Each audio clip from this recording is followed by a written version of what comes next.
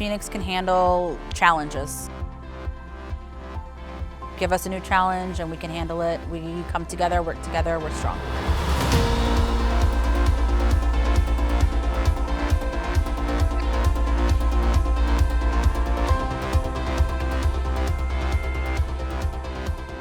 Here in Phoenix, we handle all of the regional flying, so any regional aircraft, particularly the 700 and 900. We handle the provisioning department and the ramp for all regional flying.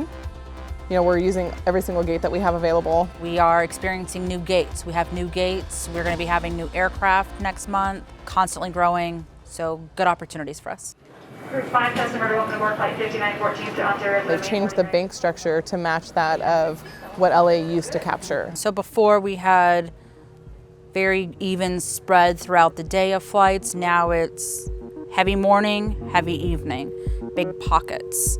One of those pushes, I think we'll get about 25 to 30 flights within that all depart within an hour. Our first complex will come in around 8:30 in the morning, and we'll have 2 back-to-back complexes, and then we'll have a break, and then the PM banks pick up again, the complexes pick up, and they'll start about 5:30 and go to about 9 o'clock. Right now we're at the same amount of flights as we were a year ago. We expect that to increase, but we are seeing new destinations, particularly in Mexico, that are going to be coming our way, so that's pretty fortunate for us, and we're seeing more regional flying.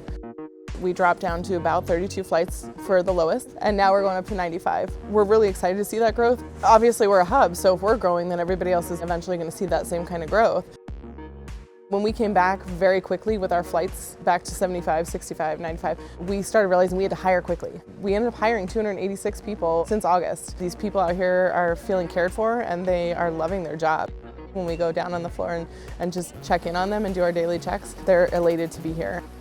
There are far more infrequent flyers, which means a lot of people don't know where they're going. They don't know how this works. They don't know what comes next. Again, it goes back to we've got a great customer service team and they didn't falter from the expectation. We see it every day with our load factors. The flights are going out with more passengers every single day, especially with the holidays coming up, and I'm excited about it. We are the only hub that has a provisioning department that does catering for an aircraft, and they do the cleaning. So we have to have this one department that does 2 separate things. The job roles of that department went from, changing out food items to where do we put the Sanicoms on the plane, to sanitize people's hands, and then creating snack bags so that we can social distance properly. And so our work scope completely changed, and they did it with complete success. And I feel that as more and more things come out of how well we're cleaning them and what we're doing to these planes to make them safe, post-COVID, that it truly is allowing these people to feel safe on our planes again. The majority of the people that we have had to bring on are because of the cleaning changes. And we have actually, because of the bank structure, had to ensure that we have a separate team for every aircraft that arrives.